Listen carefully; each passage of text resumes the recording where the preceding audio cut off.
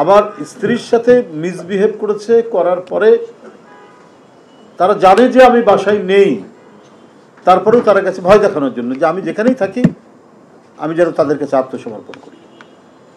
সেটা শেষ করে বাড়ির মালিককে বলেছে যে উনাকে ভাড়া দিয়েছেন কেন, বলে তাকে তুলে নিয়ে এসছে। একটা সেটেলমেন্ট অফিসার ডিবিতে 2 রাত্রি তাকে থাকতে হয়েছে, তারপরে তার ঊর্ধ্বতন কর্মকর্তারা কিন্তু শর্ত দিয়ে আসতে হয়েছে যে আমাকে যেন বাসা ভাড়ার যে চুক্তিটা আছে এটা বাতিল করে বাসা থেকে যেন বের করে দিতে হয়। এই কথাটা কোনো মিডিয়া কখনো আমাদের উপরে যে হয়েছে, এই যে অবিচার অত্যাচার হয়েছে, এটা তো শুধু আমি একটা নিজের ঘটনা বললাম, এটা তো সারা বাংলাদেশের চিত্র। আমরা বারবার বলেছি ঢাকায় এসে রিক্সা চালিয়েছে, সিএনজি চালিয়েছে কারা? যাদের হয়তো একটা ছোট দোকান ছিল, বিএনপির কর্মী, যুবদলের কর্মী, সে দোকান দখল করে নিয়েছে। কই সেই দিন তো আমরা এটা দেখিনি। আমরা দেখেছি উৎকট চামচামি করতে, ইস্তাবকতা করতে শেখ হাসিনা বিদেশ থেকে ফিরে আসলে পরে এমন কিন্তু সিনিয়র সাংবাদিক তিনি বলছেন যে আপনি তো নোবেল প্রাইজ পাওয়ার কথা, তো এটা কারা বাধা দিচ্ছে? এটা হতে পারে? কি দেশ! প্রধান উপদেষ্টা সারা বিশ্বে গুণীজন হিসাবে তিনি পরিচিত। কি ঈর্ষা তার প্রতি! আমরা এখনো কিন্তু জানি না কেন মামলা দেওয়া হয়েছিল তার। দেশনেত্রী বেগম খালেদা জিয়া, দেশনায়ক তারেক রহমান রাজনৈতিক প্রতিপক্ষ, দেশবাসী জানে তাদের বিরুদ্ধে যে সাজা এবং মামলা, এটা হচ্ছে প্রতিহিংসা কারণে। ডক্টর ইউনূস তো কোনো দল করতেন না, তাকে আদালতের 10 তলায় এই 85 বছরের বয়স্ক মানুষকে হাঁটতে হাঁটতে তোলা হতো, নামানো হতো।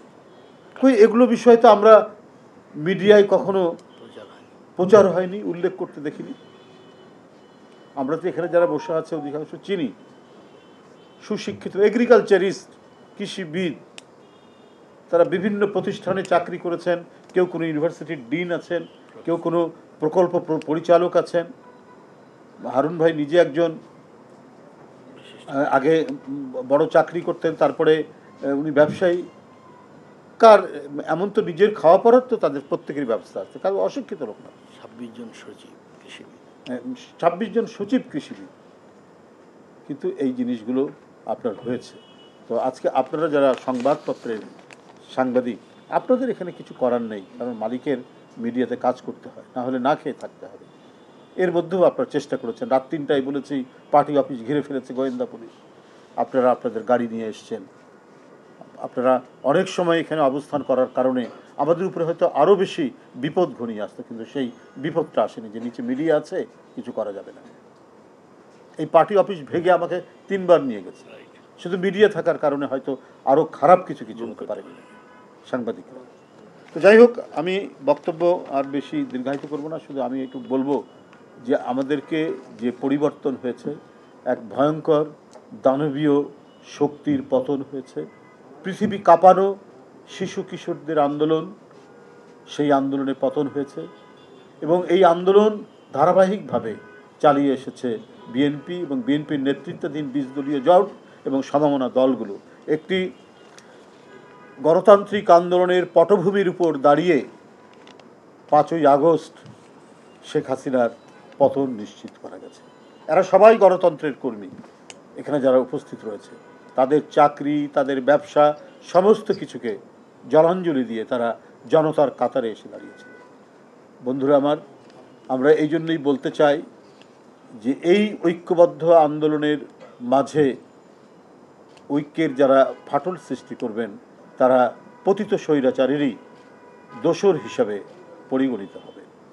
কেউ কেউ বলেন এক জালিম চলে গেছে, আরেক জালিম আসতে আমরা দেব না, তাকে ঠেকাতে হবে। কাদেরকে উদ্দেশ্য করে আপনারা বলছেন ভারতের সাথে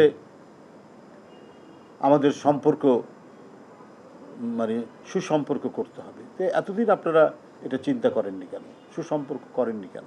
এই কথাগুলো তো এই গণতান্ত্রিক আন্দোলনে, আমি যদি আরও মনে করি, আজকে যে ইলিয়াস আলী বলেন, চৌধুরী আলম বলেন, এখান থেকে শুরু করে চৌধুরী কি বলে যে হিরু বলেন, এরপরে আবরার, কত ছাত্র জনতা, রাজনীতিবিদ, শ্রমিক, মেধাবী ছাত্র আবরার থেকে শুরু করে এই যে ফাইয়াজ, আবু সাইদ, মুগ্ধ, রায়হান, রায়হান, এদের শহীদি আত্মদানের সাথে এটা কি বেইমানি হয় না?